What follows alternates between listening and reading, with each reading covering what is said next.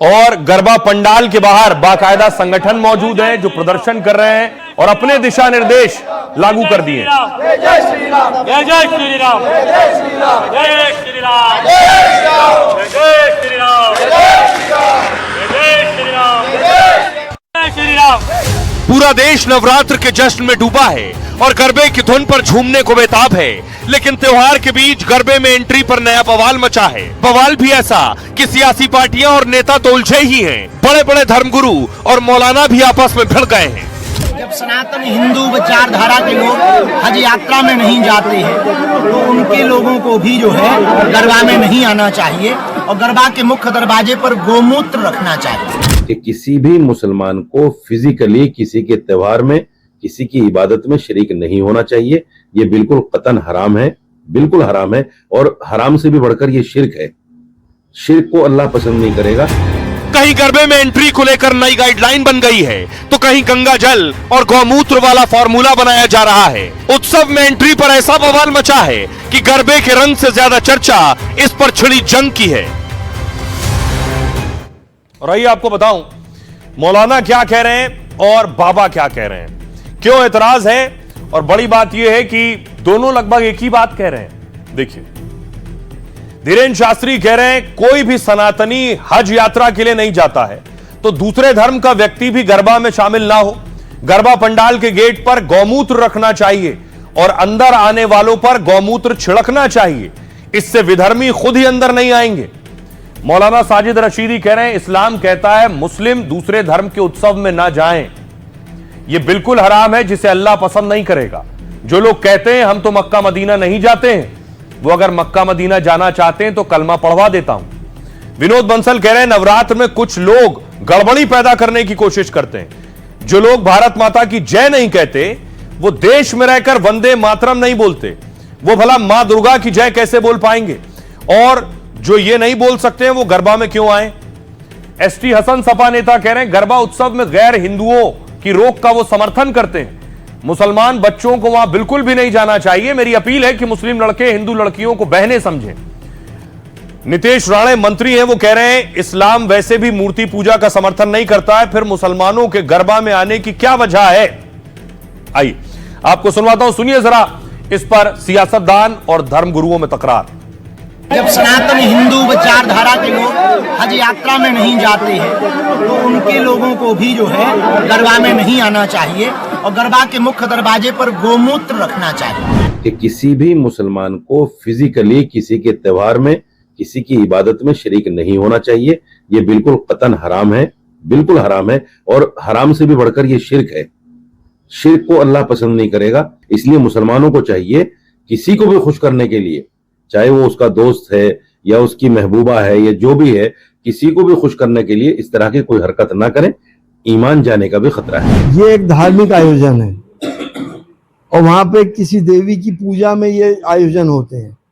इस्लाम बुत परस्ती को मना करता है, तो जो भी मुस्लिम भाई वहां जाएगा वो इस्लाम के खिलाफ काम करे। इस्लाम या कुरान के अंदर मूर्ति पूजा इसको हराम माना जाता है, गलत माना जाता है। वैसे लोगों को आप डांडिया नवरात्रि में क्यों आने देंगे? क्या करेंगे वो लोग अंदर आके? उनके लिए ये डांडिया, ये नवरात्र के जो फेस्टिवल, ये जो इवेंट है, उनके लिए लव जिहाद के अड्डे है। अब मैं आपको बताऊं, आपने धर्मगुरुओं को सुन लिया, लेकिन गाइडलाइंस क्या है, क्या दिशा निर्देश है जिस पर बवाल हो रहा है। देखिए, सबसे पहले मध्य प्रदेश से शुरुआत करता हूं। बिना पहचान पत्र के आयोजन स्थल में प्रवेश नहीं दिया जाएगा। कार्यक्रम स्थल पर सीसीटीवी कैमरा लगाना जरूरी होगा। महाराष्ट्र में वीएचपी ने नियम बनाए, माथे पर तिलक और हाथों पर कलावा हो, गंगा जल और गौमूत्र का आचमन हो, वरा देवता और मां दुर्गा की तस्वीर को नमन कराया जाए। राजस्थान में भी वीएचपी और बजरंग दल के नियम है, आधार कार्ड की जांच होगी, तिलक लगाने पर ही प्रवेश मिलेगा। आयोजन स्थल पर गंगा जल और गौमूत्र का छिड़काव किया जाएगा। सुनिए सियासतदान क्या कह रहे हैं इस पर। गरबा वाले अगर सख्ती करते हैं तो करना चाहिए, क्योंकि मुस्लिम समाज में इन चीज़ों से वैसे भी कोई लेना देना नहीं है, और कोई उसका दुरुपयोग करता है और जाता है तो सदा भुगतेगा, भुगतना चाहिए। भाव तब पैदा हो सकता है जब आप भगवती के प्रति अपनी आस्था रखते हैं। तो ये इवेंट नहीं है में किसी से परहेज नहीं रहा है। हमारी सनातन, हम किसी से परहेज नहीं करते हैं, लेकिन हम पूजन के स्थान पर हर किसी को जान नहीं आने देते। एक धर्म के आदमी को बुलाना हो तो एक धर्म के आदमी को बुलाइए, लेकिन जिस तरह से कम्युनिकेट किया जाता उससे एकदम आग लगाने वाली बात है, देश को क्षति पहुंचाने की बात है। ध्यान में रख कर के ऐसा किया जा रहा है, वह गलत है। तो लव जहाज जैसे घटना नहीं हो, इसके प्रति समाज में एक जागरूकता है, इसलिए इस प्रकार की चर्चाएं चल रही है। पर मुझे लगता है कि इससे कोई फर्क नहीं पड़ता। लॉ एंड ऑर्डर बहुत अच्छा है और बहुत अच्छे उत्सव मनेंगे। तो गरबा और नवरात्र की बात हो रही है, तो योगी आदित्यनाथ की दुर्गा शक्ति भी आज सामने आई। तस्वीर मैं आपको दिखाऊं, योगी आदित्यनाथ के साथ आप महिला पुलिस देख रहे हैं। महिलाओं को सशक्त किया है पुलिस में योगी आदित्यनाथ ने। उसकी एक तस्वीर आई जो शुरू में मैंने आपको दिखाई, अगली तस्वीर देखिए। यह एनकाउंटर किया है योगी की पुलिस ने, महिला पुलिस ने, और पहला एनकाउंटर है योगी की महिला पुलिस का। पुलिस पे चलाएगा गोली? तो क्यों किया था? पुलिस पे चलाएगा गोली? क्यों चलाई थी पुलिस पे? मैं बचने के लिए चला दी थी। भाई अब आपको सुनवाता हूं, सुनिए जरा। योगी की महिला पुलिस जिन्होंने पहला एनकाउंटर किया वो क्या कह रही है। रोड की तरफ से एक व्यक्ति आ रहा था, वाहन सवार था वो। उस व्यक्ति को उसने इशारा किया गया कि वह रुक जाए चेकिंग हेतु, परंतु उसने महिला फोर्स को देखकर अपनी वाहन को मोड़ने की कोशिश करी और वो फिसल कर गिर गया। महिला पुलिस टीम को अपनी ओर आता देख उसने जान से मारने की नियत से महिला टीम पर फायर किया। आत्मरक्षार्थ फायरिंग महिला पुलिस द्वारा की गई, जिसमें वह घायल हुआ है। इस व्यक्ति से एक मोबाइल, एक टैब, एक अवैध तमंचा, एक खोखा, एक कारतूस तथा एक चोरी की स्कूटी बरामद हुई है। गर्व की अनुभूति है, जहाँ माना जाता है अबला नारी अबला है, सबला है, तो ये सबको नकारते हुए एक बिल्कुल जा रहा है कि नारी अबला नहीं बल्कि सबला है। राइट, खबरों में आगे बढ़ते हैं। आज की एक और बड़ी खबर है, एक बड़े नेता आज जेल से बाहर आए। आजम बाहर आए, अब आखिर क्या करेंगे, सवाल ये उठ रहे हैं। आजम खान जेल में थे, लगभग यही जेल है जो आप देख रहे हैं, जिला कारागार सीतापुर। लगभग 2 साल से इस जेल में बंद थे। आज बाहर आना था आजम को, तो देखिए तैयारियां क्या की गई थी। जेल के बाहर कड़ी सुरक्षा थी, पुलिस अनाउंसमेंट कर रही थी, एलानियां कर रही थी कि कार्यकर्ता ना जुटने पाए। अगर ग्रुप बना के कहीं खड़े हैं तो कृपया शांति व्यवस्था बनाने में पुलिस का सहकार्य कीजिए, और कृपया आप अपने काम और अपने घर की तरफ प्रस्थान करिए।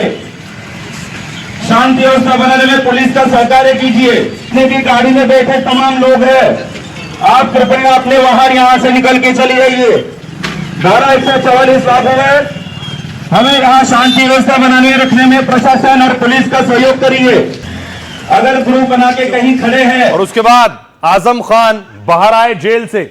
लगभग 23 महीने बाद जेल से बाहर निकले। सीतापुर जेल से बाहर कार्यकर्ता इंतजार कर रहे थे। वो यहाँ पर मौजूद हैं। आजम खान जी, ये क्या आजम खान जी कोई मीडिया वाइट के जैसे उन्होंने मना किया है बात करने की। हम आजम जी ऐसा प्लीज। और उसके बाद देखिए आजम खान रामपुर के लिए रवाना हुए तो ये बताया गया 100-150 गाड़ियों का काफिला था।